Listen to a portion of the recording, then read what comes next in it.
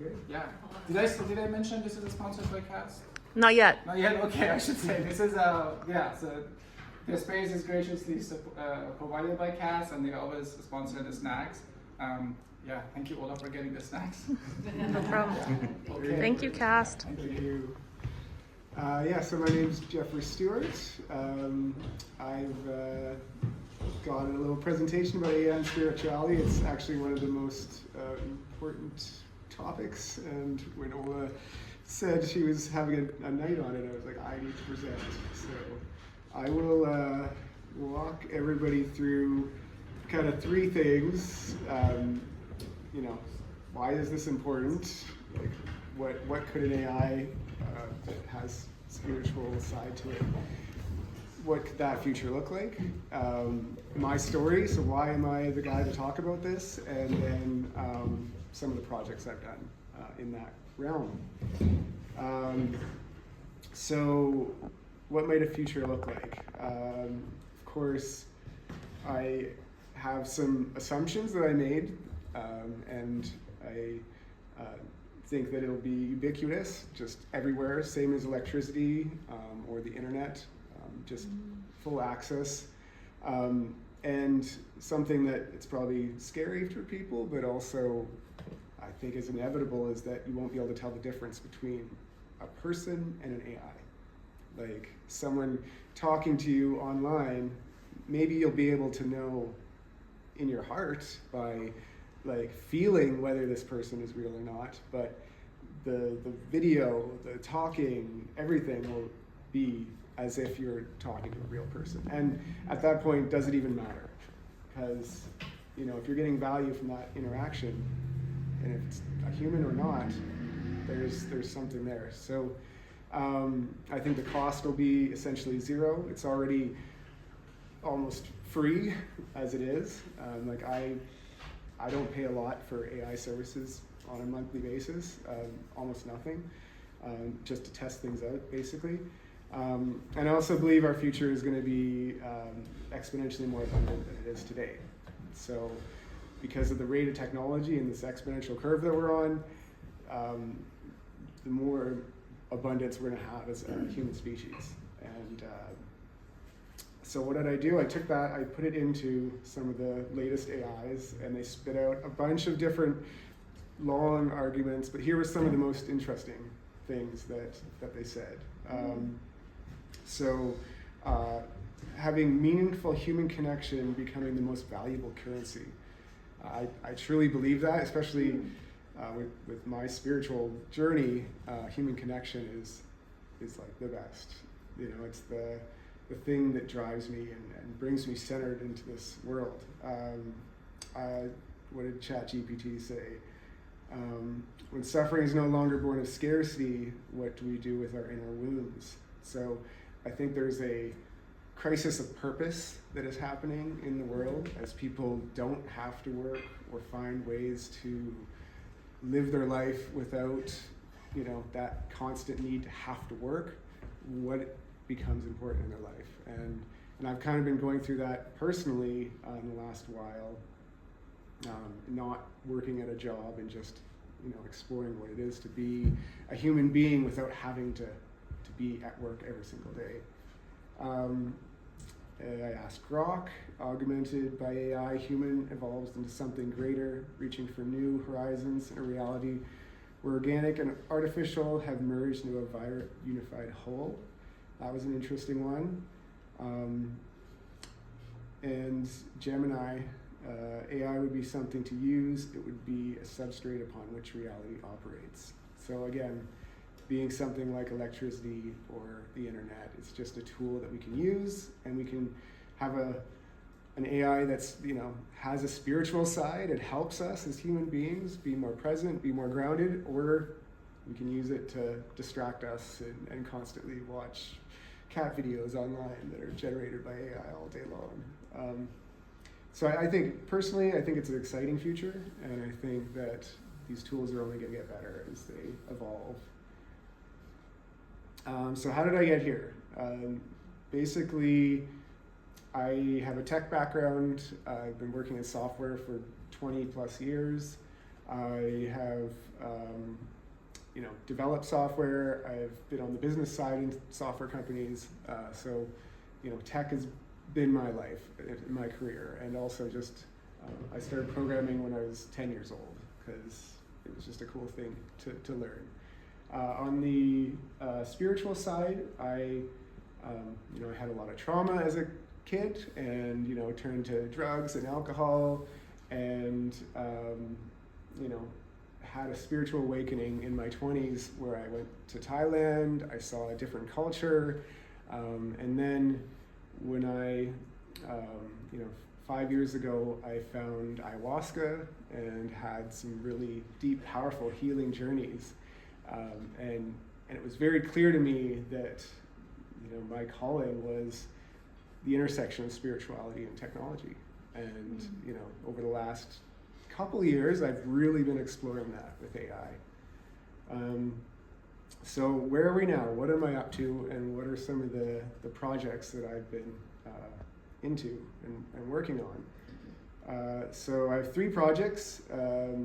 I made a website called Sacred Attire with sacred symbols on clothing. I created a YouTube show called Welcome Home that's all about technology and spirituality. And then I've started creating, I've created some very basic chatbots, spiritual chatbots. And then lately I've been kind of learning about more advanced AI chatbots that are possible with the technology that's out there today. So 2 years ago, I was here at the tech meetup.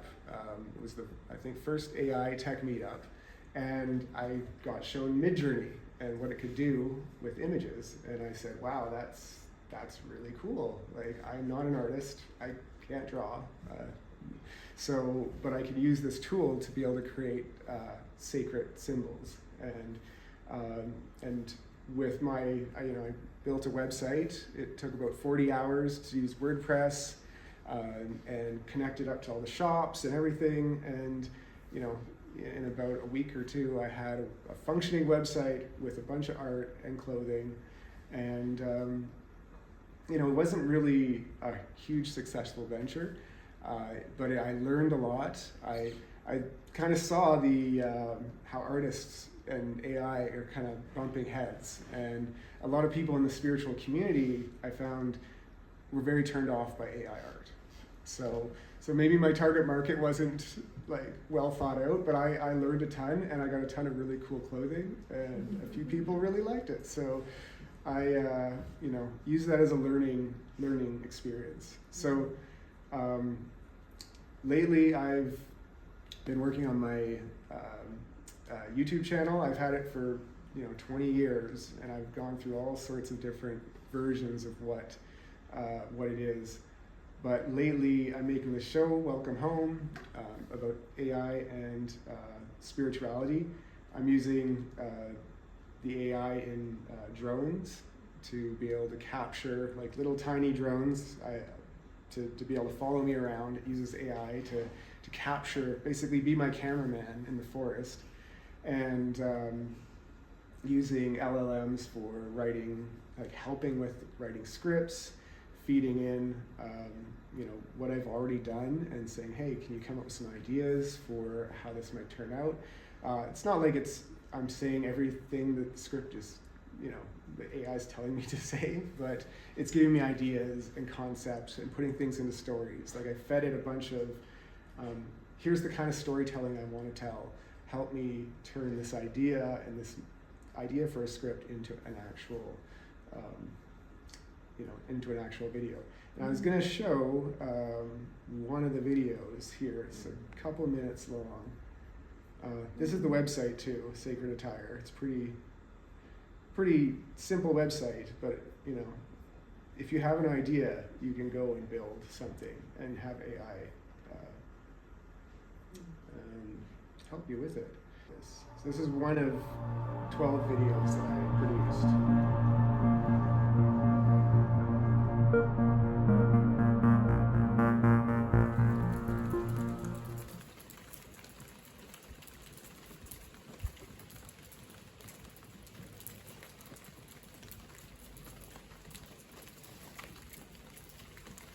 Out here where the world feels still, you'd think it'd be easy to just be, to let everything else fall away. But even in a place like this, it's as if the world follows me, right here in my pocket. The urge to capture the moment, to check the message, to share, it pulls at me. It's like an echo of everything that's not here, following me around, making me feel like I need to be somewhere else. There's a restlessness in me that keeps me from fully being present. The echo of things I need to do, people I should reach out to, moments I think I need to capture. It's like my mind is everywhere but here. I realize I've spent so much time trying to capture what's outside of me, but never pausing to let the moment settle in. It's as if my own mind creates this constant hum, this echo of presence that's not actually here.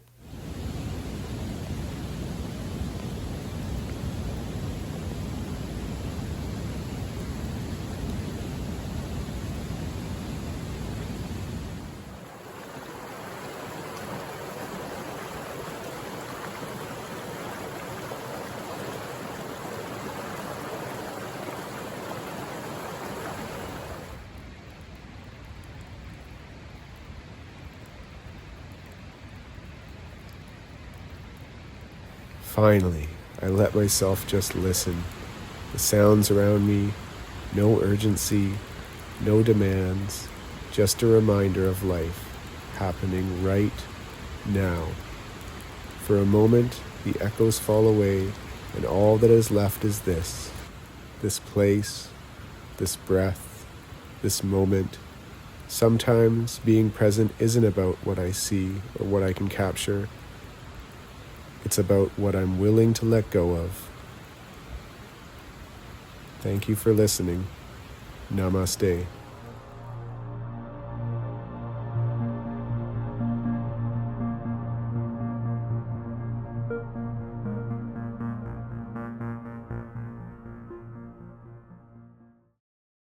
Okay. Thank you. Yeah, so I've been just exploring that topic. There's a bunch of these videos on my YouTube, soaljack.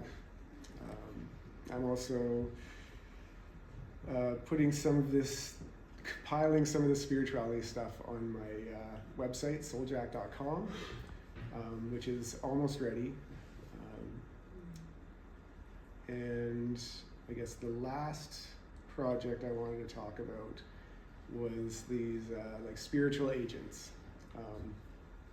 So I used, a while ago when ChatGPT came out with their GPTs or their chat agents, basically feeding instructions into the LLM to make it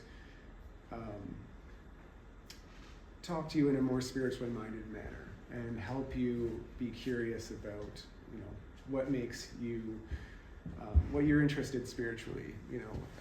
Come up, tell it, that you'd like to know more about Buddhism, or you'd like meditation, and it's, it's stuff that the LLM will already do, but it will narrow it down to a more tailored to you routine or a meditation or teachers that you might be interested in related to where you're at on your spiritual journey.